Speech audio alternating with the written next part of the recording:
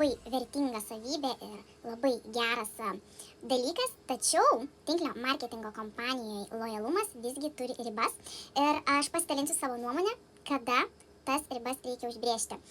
Ypatingai, kai pradedi matyti, pirmiausia, kad produktų kokybė tampa nebe tokia gera, kaip buvo. Produktai, tarkim, prastėja.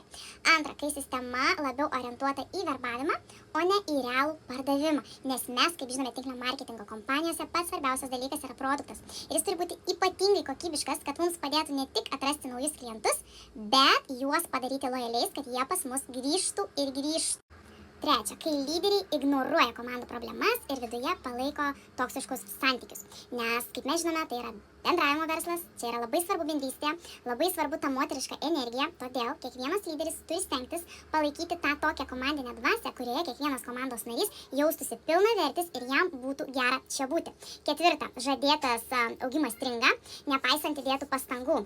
Tai yra, kai tu patiri stagnaciją ir tavo pastangos išties tampa bevaisės. Aišku, jeigu tu prieš tai davai savo laiko, mokysi, tobulėjai, bet praėjo kad ir kokį 5 ar 10 metų ir tu matai, kad tai yra stagnacija, kad tai nėra jokio progreso, tai yra jau ženklas, verčiantis tave susimastyti apie tai.